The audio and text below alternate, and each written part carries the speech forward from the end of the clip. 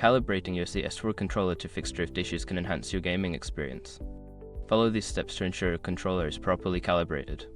Step 1. Access the settings menu. Open the game or console settings where you can find controller options. Look for a section dedicated to controller settings or calibration. Step 2. Select calibration option. Within the controller settings, find the calibration option.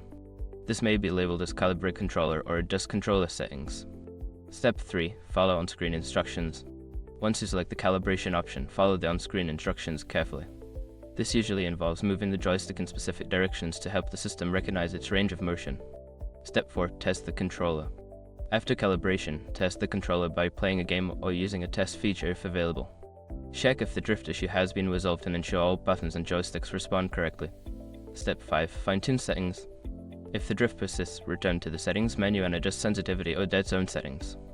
Fine-tuning these options can help eliminate any remaining drift issues.